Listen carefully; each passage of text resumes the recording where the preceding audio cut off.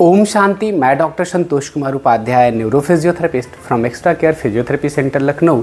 दोस्तों, आज इस वीडियो में हम लोग बात करेंगे कि चिकनगुनिया का जो फीवर होता है उसके बाद जो हमारे जॉइंट पेन होते हैं, मसल्स में पेन होता है, स्टिफनेस होता है, कमजोरी फील होने लगती है और कुछ लोगों में तो हाथों पैरों में झंझनाहट भी फील होता है, न्यूरोजेनिक पेन भी होता है। तो उसको कैसे मैनेज करें, कौन कौन सी एक्सरसाइज करें, एक्सरसाइज का क्या सीक्वेंस है, इसके विषय में बात करेंगे।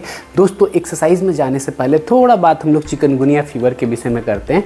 तो दोस्तों, ये चिकनगुनिया अर्थराइटिस जिसको हम बोलते हैं, बेसिकली जो चिकनगुनिया फीवर होता है दोस्तों, उसको हम दो पार्ट में डिवाइड कर देते हैं। पहला फेज़ होता है हमारा एक्यूट फेज़, यानी कि फर्स्ट 3 मंथ, एंड उसके बाद जो 3 मंथ के बाद होता है वो हमारा क्रॉनिक फेज़ होता है। तो दोस्तों, बहुत सारे लोगों में कुछ दिन पेन एंड स्टिफनेस रहती है, बहुत सारे लोगों में साल, 1.5 साल, 2 साल तक रहती है। तो इसमें फिजियोथेरेपी का बहुत ही इंपॉर्टेंट रोल है, एक्सरसाइज का बहुत इंपॉर्टेंट रोल है। सबसे पहले बात करें तो इसमें हमारी थिंकिंग बहुत अच्छा इंप्रूव होने लगती है। जब एक्सरसाइज करते हैं तो स्ट्रेस रिड्यूस हो जाता है, मूड इंप्रूव कर जाता है, हमारा कॉन्फिडेंस बढ़ जाता है, हमारी एनर्जी बढ़ जाती है। उसके अलावा दोस्तों, यदि मैं बात करूं तो फिटनेस इंप्रूव कर जाता है, ब्रीथलेसनेस रिड्यूस हो जाती है, मसल स्ट्रेंथ बढ़ने लगती है और हमारा बैलेंस एंड कोऑर्डिनेशन में भी बहुत अच्छा चेंजेस देखने को मिलता है। तो दोस्तों, ऐसा नहीं है कि एक्यूट फेज़ में हम फिजियोथेरेपी करते हैं। स्टार्टिंग में जब फीवर ज़्यादा रहता है, ऐसे कंडीशन में एक्सरसाइज नहीं करते हैं। तो यदि एक्यूट को भी बांटे तो कई पार्ट में हम चिकनगुनिया फीवर को बांट सकते हैं, उस फेज़ को फर्स्ट 3 मंथ को। तो दोस्तों, जो 6 दिन के बाद 21 दिन का होता है, जब फीवर उतर गया और उसके बाद पोस्ट वायरल फेज़ जो होता है हमारा एक्यूट का, उसमें लाइट एक्सरसाइज की डॉक्टर सलाह देना शुरू कर देते हैं, जिससे कि जॉइंट की स्टिफनेस को बेटर किया जा सके। तो दोस्तों, अभी जो हम एक्सरसाइज बताने जा रहे हैं इसको हम लोग 3 पार्ट में डिवाइड किए हैं। पहला मोबिलाइजेशन एक्सरसाइजेस, जिसमें मोबिलिटी गेन करते हैं। Second, strength exercise and fitness exercise बोल सकते हैं। And third is the cool down. दोस्तों, यदि पेन ज़्यादा है तो ऐसा नहीं है कि लगातार बहुत ज़्यादा एक्सरसाइज होने लगे। फिजियोथेरेपी का बेसिकली 3 पार्ट है। इलेक्ट्रोथेरेपी, जिसमें कि हम स्टिफनेस को कम करना, सूजन को कम करना, मोबिलिटी को बढ़ाने के लिए कई सारे हमारे पास इलेक्ट्रोथेरेपी के मशीन है, जैसे यूएस है, लॉन्ग वेव है, टेंस है, क्रायोथेरेपी है, सब बहुत लेज़र है। तो बहुत सारे मोड होते हैं जो हम यूज करते हैं पेन को रिड्यूस करने में, और उसके बाद एक्सरसाइज करते हैं। लेकिन यदि बहुत ज़्यादा पेन नहीं है और क्रॉनिक हो रहा है तो आप डायरेक्ट एक्सरसाइज पे जा सकते हैं। नियर बाई अपने फिजियोथेरेपिस्ट से राय ले सकते हैं एक्सरसाइज के लिए। दोस्तों, सबसे पहले एक्सरसाइज हम लोग मोबिलाइजेशन से शुरू करते हैं। दोस्तों, एक्सरसाइज सबके लिए अलग अलग होती है, लेकिन मैं एक कॉमन एक्सरसाइज बताने जा रहा हूँ जो कि आप कर सकते हैं। तो दोस्तों, सबसे पहले वार्म अप एक्सरसाइज से स्टार्ट करेंगे। हर छोटे जोड़ को खोलना है, फैलाना है, मोड़ना है आराम आराम से। फिर रिस्ट को क्लॉकवाइज और एंटी क्लॉकवाइज दोनों तरफ से 10-10 बार रिपीट करना है। एल्बो को मोड़ना है और सीधा करना है, जिससे कि हमारे हर जॉइंट को एटलीस्ट हम वार्म अप कर पाए। नेक्स्ट में शोल्डर को क्लॉकवाइज जितना बड़ा घुमा सकते हैं उतना बड़ा घुमाना है, फिर एंटी क्लॉकवाइज घुमाना है। फिर अपने स्केपुला पे आ जाते हैं, इसको आराम से गोल गोल घुमाते हैं और क्लॉक और एंटी क्लॉक करते हैं। फिर गर्दन को बाएं और दाएं। इससे क्या होगा कि आराम आराम से हमारे हर जॉइंट की मोबिलिटी हम रीच कर गए। अब आराम से पैरों के शुरू करेंगे, जिसमें पैरों की अंगुली को मोड़ेंगे, सीधा करेंगे, पंजे को ऊपर नीचे करेंगे, एंकल पंप एक्सरसाइज। फिर आराम से घुटने को मोड़ना है और सीधा करना है। कोई झटका नहीं देना है, बहुत पेनफुल नहीं करना है, आराम आराम से करना है 10 टाइम्स। और रिदम में कोई होल्डिंग नहीं करनी है। 10-10 टाइम्स से सब मोबिलाइजेशन एक्सरसाइज में होगा। इसके बाद अपने दोनों पैरों को मोड़ लेंगे, और स्पाइन की मोबिलिटी के लिए गर्दन और स्पाइन को अलग अलग करेंगे। इससे हमारा क्या है कि स्पाइन पूरी तरीके से मोबिलाइज हो गई। दोस्तों, ये चेस्ट वाल मोबिलाइजेशन है। इसमें हम ब्रीदिंग को भी ऐड करते हैं और अपर और लंग्स एरिया को और थोरेसिक एरिया को इन्वॉल्व करते हैं। इसमें क्या करते हैं कि दोनों हाथ को ऊपर उठाएंगे, सांस लेते हुए जब नीचे लाएंगे तो गोल मुंह बना के एयर को फेंकना है। सामने से करेंगे चेस्ट वाल मोबिलाइजेशन, फिर साइड से करेंगे।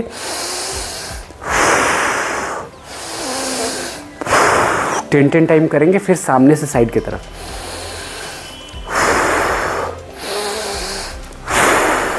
दोस्तों नेक्स्ट हमारी फिटनेस एक्सरसाइज आएगी, जिसमें कि हम क्या करते हैं कि पेशेंट को बोलते हैं कि या तो आप स्टेशनरी साइकिल जो घर में रखी हुई है वो चलाएं, 5 या 7 मिनट से शुरू करें, या फिर आप वॉकिंग को इम्प्रूव करें। और यदि बाहर जाने लायक भी नहीं लग रहा है, आप उसी जगह पे खड़े हो जाएं और खड़े होकर मार्चिंग कर लिया करिए 1 मिनट या 1.5 मिनट, जितना भी आप कंफर्टेबल हैं। तो ये हमारा थोड़ा सा बीच में फिटनेस एक्सरसाइज हो गई। दोस्तों अब हम ताकत की बात करते हैं, क्योंकि हमारे जो ज्वाइंट है, मसल्स है, उसमें स्ट्रेंथ होनी बहुत ज़रूरी है। तो हम 1 किलो या आधा केजी का वेट ले लेंगे।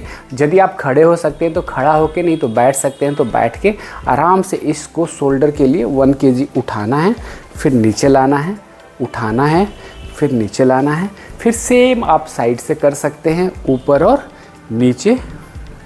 इसको 5 टाइम्स या 7 टाइम्स या 10 टाइम्स कर सकते हैं। कितना पेन है उसके ऊपर डिपेंड करता है। फिर ये एल्बो को मोड़ना है और सीधा करना है। तो ये हमारा बाइसेप कर्ल हो गया। तो शोल्डर और बाइसेप का हो गया। इसके साथ में दोस्तों ये दोनों हाथ रख के शोल्डर को पूरा ऊपर उठाइए, 5 सेकेंड होल्ड करें और देन डाउन करें। ऊपर उठाइए, 5 सेकेंड होल्ड करिए, देन डाउन करिए। इसके साथ हम सर्वाइकल की एक्सरसाइज करेंगे। गर्दन को, इसको आइसोमेट्रिक बोलते हैं। इस एक्सरसाइज में गर्दन स्ट्रेट रहेगी, गर्दन आगे नहीं झुकेगी। और हम चारों तरफ से पहले आगे, फिर पीछे, फिर एक साइड, देन दूसरे साइड हम लोग करते हैं। फिर सामने से शुरू करेंगे।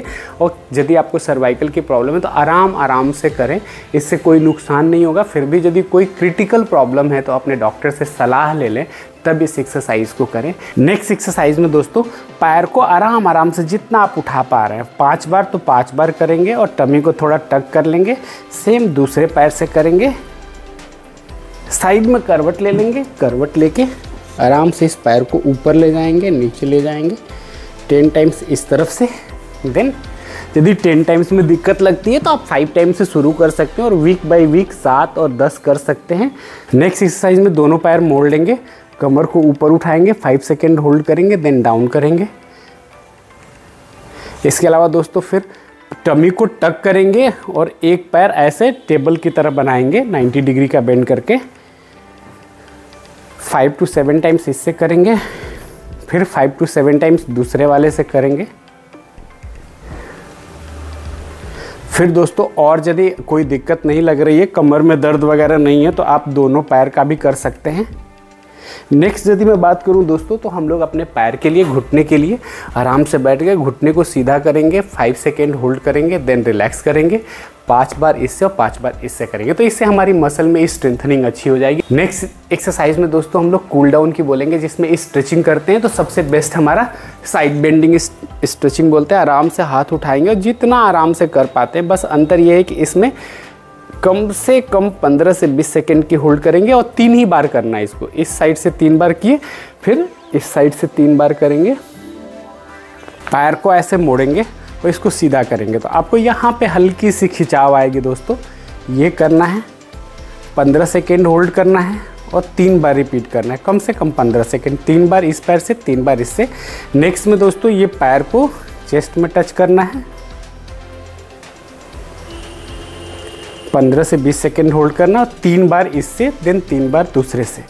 नेक्स्ट में दोस्तों ये पैर को ऐसे रखना है और आराम से स्ट्रेचिंग करना है। यहाँ पे हल्का सा स्ट्रेचिंग फील होनी चाहिए। इसमें भी 15 सेकेंड की होल्डिंग होगी और 3 रिपीटेशन इस साइड से, देन 3 रिपीटेशन दूसरे साइड से करनी है। दोस्तों ये एक्सरसाइज आपको बहुत ज़्यादा लग रही होगी, लेकिन ओवरऑल इसको करने में लगभग 30 से 35 मिनट लगेगा। तो स्टार्टिंग आप 15 से 20 मिनट से शुरू करें और ट्रस्ट करिए, यदि आप प्रॉपर एक्सरसाइज करेंगे बहुत बेहतर रिजल्ट आएगा। लेकिन एक बार एक्सरसाइज शुरू करने से पहले अपने फिजिशियन से पूछ लें कि क्या फीवर ख़त्म हो गया, क्योंकि फीवर में एक्सरसाइज नहीं करते हैं उसमें इससे नुकसान होता है, क्योंकि और ज़्यादा फटिकनेस होता है। तो एक बार अपने डॉक्टर से पूछ लें और नियर बाई अपने फिजियोथेरेपिस्ट से किसी और प्रॉब्लम से रिलेटेड बातें हैं तो पूछ के तब एक्सरसाइज को शुरू करिए। आई होप ये वीडियो आपको पसंद आएगा। Thank you for watching this video. Bye bye.